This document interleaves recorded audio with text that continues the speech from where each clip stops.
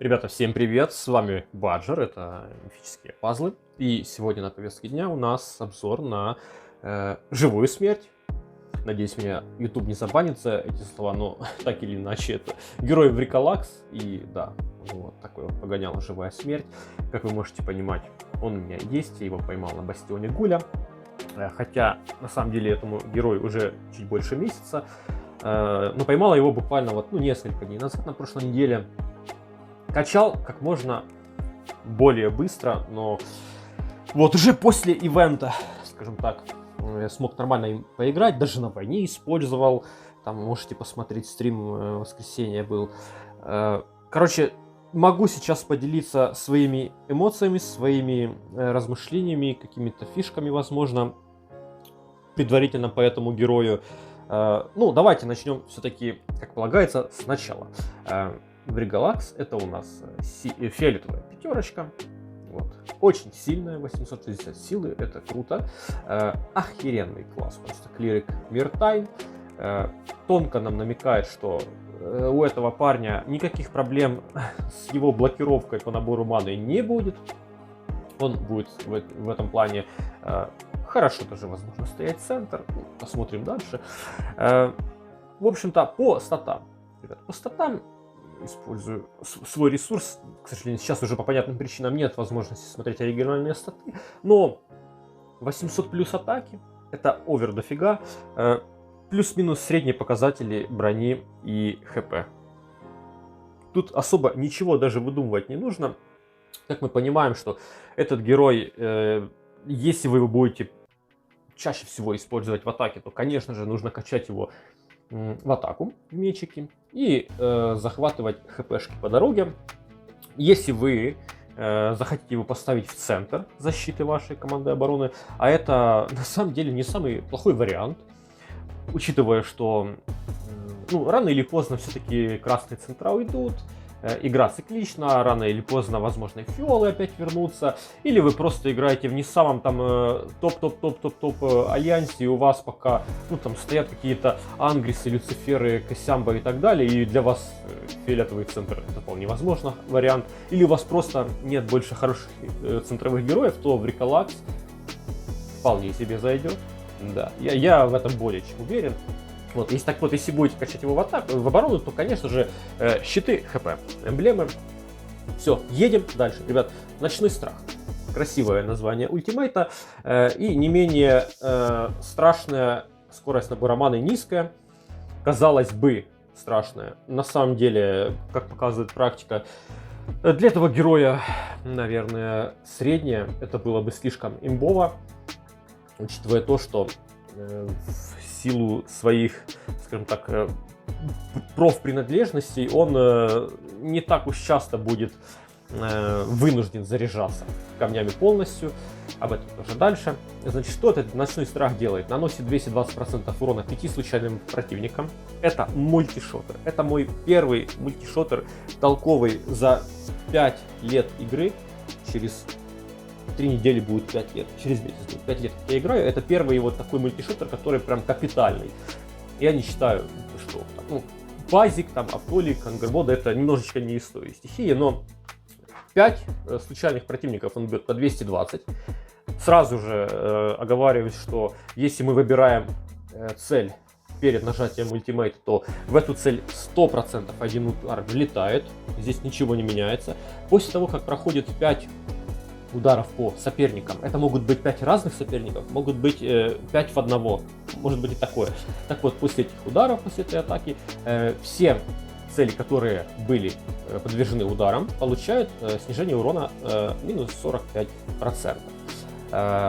Важно учитывать, что если мы будем использовать артефакт на плюс 1 или на плюс 2 к уровню особого навыка, то у нас изначально будет увеличиваться и урон на 10% с каждым уровнем, и защита, срез защиты на 2% с каждым уровнем. То есть, если у вас есть пятерочный артефакт на плюс 2 к ультимейту, то у вас будет 240% урона и 49% защиты. Not bad, я считаю, очень даже неплохо. Дальше. Этот эффект прекращается, когда цель получает 5 повреждений от особого навыка. Это очень важно. Срез брони не привязан по времени, ходам вашим. Вы можете хоть до конца боя иметь на враге этот срез брони и убивать его просто камнями. Это вполне возможный вариант. Срез защиты будет сниматься только в двух случаях. Если в определенную цель прилетает 5 ультимейтов, это не значит, что конкретно в эту цель. Это может быть АОЭ, то есть по всем соперникам урон, или может быть удар по троим, там где-то кончиком ультимейта зацепить кого-то, это тоже посчитается за урон. Или же, если не уроном, то непосредственно снимашкой, хиллерами. Да, если у вас есть хиллер снимашечка или саппорт снимашка, то, естественно, вы можете этот срез брони снять. Если бы не одно но. Если эффект снижения брони заканчивается вследствие ультимейтов французских, точнее наших даже, или снимается снимашкой, пардон, тавтология такая, то цель будет подавлена на 3 хода. И получается, что если мы атакуем вражеских бойцов, в центре там какая-то снимашка стоит, эта снимашка такая хоп-хоп, снимает с себя срез брони, и в этот момент чудесным образом она подавляется. Подавление то же самое, что по аналогии с дебуком, у кого еще есть там аналогичные, много у кого сейчас такие аналогичные подавления, то есть это немота. Конкретно немота. Можно набирать ману, но нельзя использовать ультимейт, даже если у вас уже набор маны полный. Дальше. Соответственно, мы должны понимать, что в таком случае нам в команду надо уже 2 снимашки. Первый, чтобы снять дебаф по броне. Второй, чтобы снять, вот, собственно, безмолвие, silence. Дальше идем. Заклинатель получает 2 темные метки. Первая метка через 2 хода наносит 250% урона 2 случайным врагам. Через 4 хода вторая метка наносит те же 250% урона 3 случайным врагам.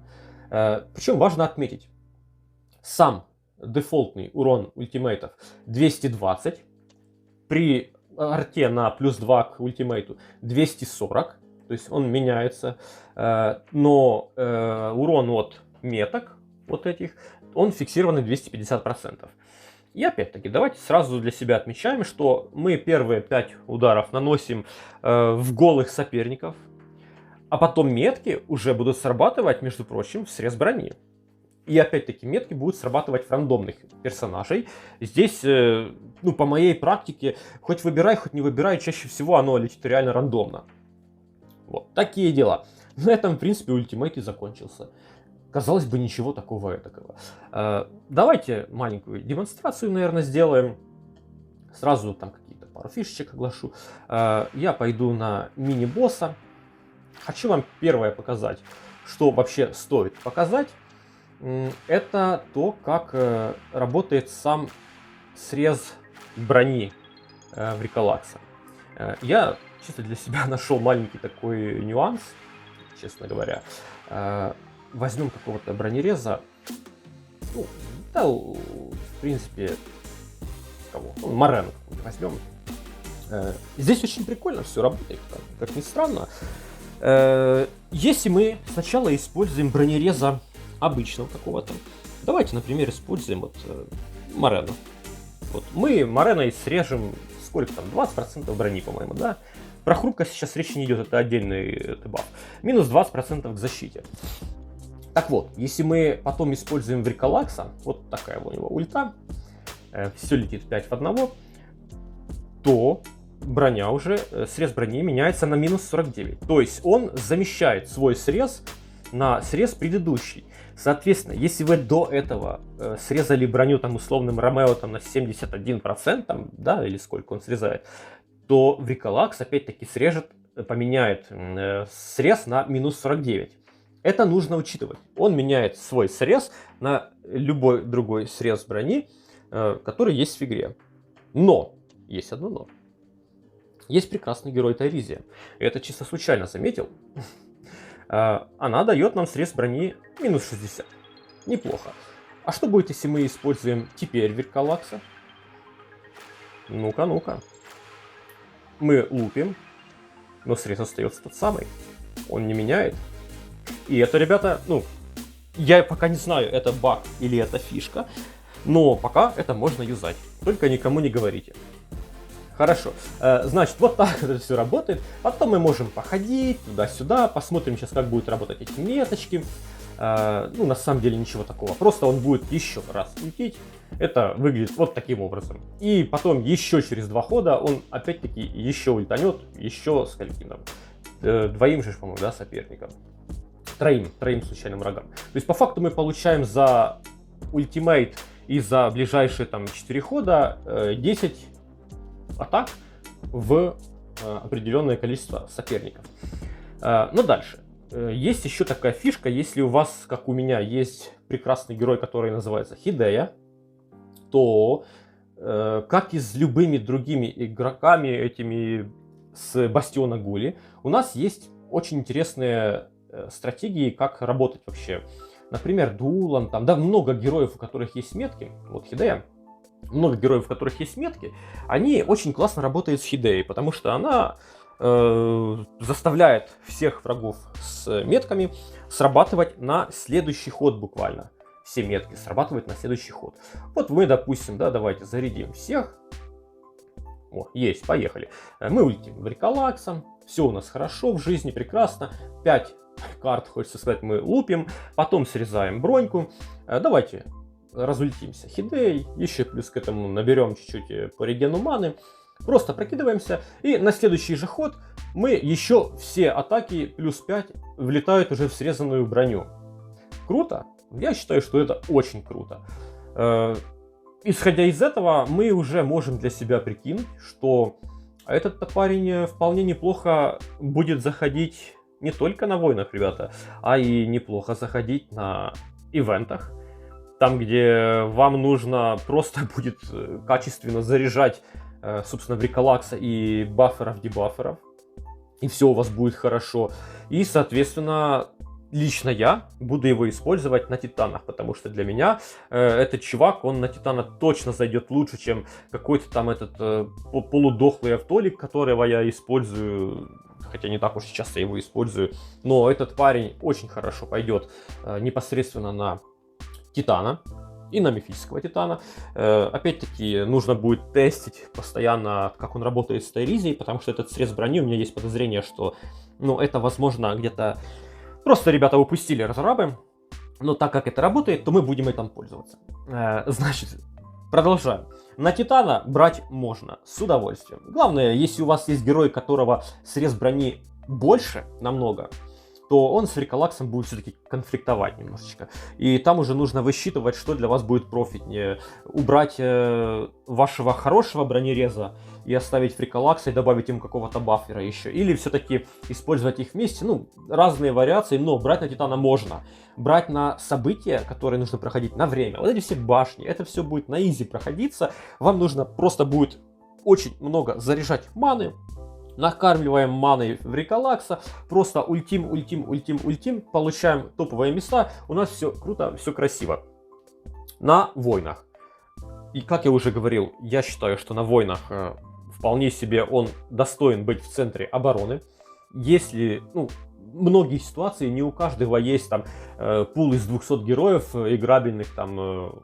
Но если вы все-таки решитесь играть с командой обороны в центре с Бриколаксом, то просто впуливайте в него эмки на броню и на хпшечки, прокачивайте по максимуму, наверное, лучший в игре класс Клирик Миртайн, и будет вам счастье. Ставьте на одно плечо какого-то быстрого блокиратора, на второе плечо поставьте какого-то хила, саппорта, желательно снимашку, желательно баффера на атаку, желательно того, кто будет разгонять ману. Например, там на одно плечо Канну поставить, на второе плечо там какого-то баффера на атаку и эгг вперед с песней.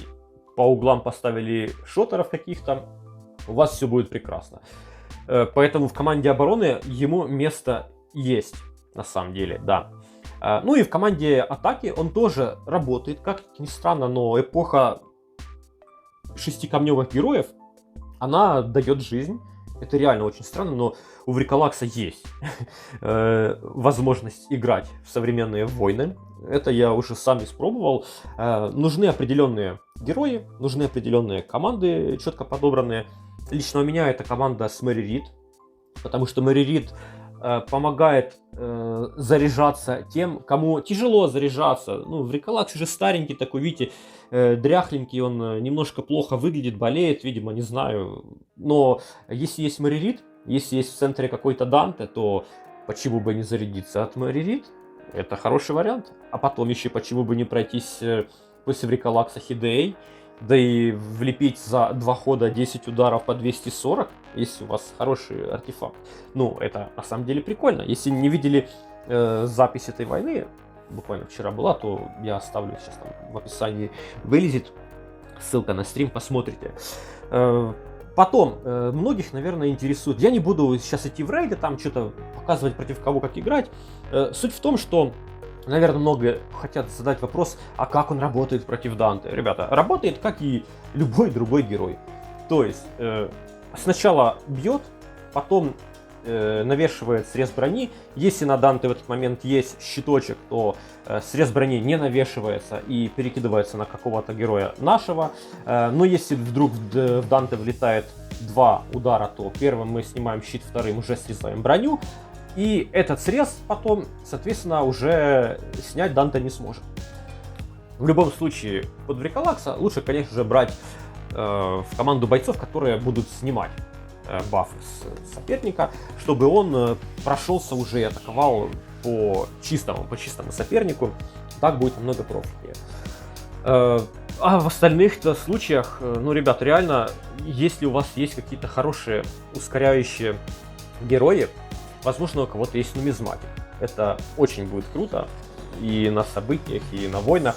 С нумизматиком это будет вполне себе огненно. Тоже. В общем, ребята, это герой, ну, он очень крутой. Вот я ему предварительно ставлю там 8 из 10. Почему не 9, не 10? Ну, потому что все-таки низкая скорость набора маны. У него нет там дополнительных каких-то там связей стихий, или, возможно, какой-то там пассивочки нет. Вот он есть вот такой, он просто грубая такая сила, которую нужно научиться использовать и в определенных комбинациях. И он будет разрывать просто кабиной всем налево и направо. И это правда, это герой на 8 из 10. Если у вас он есть, я вам искренне советую его по-быстрому качать. Как минимум вы его 100% будете использовать на ивентах. Это прям не обсуждается даже. Лично я буду использовать его и на титанах, потому что у меня больше аналогов в принципе и нет.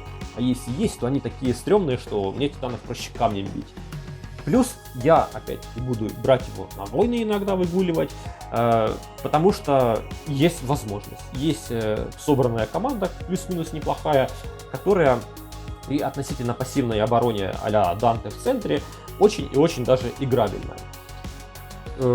Поэтому, ребят, поздравляю, кто поймал данного персонажа. Это реально супер-супер топ, который сможет играть вообще везде. Особенно я жду, когда будет какой-то турнир уже с фиолетовыми на быстрой мане. Это будет тоже весьма интересно. Прям хочется посмотреть, как это будет все работать. Я думаю, что он там будет тоже разваливать кабины прям по жести. Ну, я думаю, что на сегодня, в принципе, все. Если какие-то у вас есть идеи, какие-то фишечки, возможно, я что-то еще не успел протестировать, какая-то новая информация по этому герою, то пишите в комментарии, я с радостью почитаю. Я люблю почерпать новую инфу, потому что я понимаю, что сам как бы все не оттестируешь. Допустим, с Тайризи я чисто случайно узнал этот баг, или не баг, или ошибка отображения, непонятно, но оно работает, тем не менее. Поэтому навалите актива там в комментариях, буду рад все прочитать. Поставьте, пожалуйста, лайкосики, это очень важно. Если есть желание, можете оформить спонсорство. Это будет ваше лучшее спасибо за мою работу. Да и на этом все, в принципе. Всем всего хорошего, всем удачи, всем пока.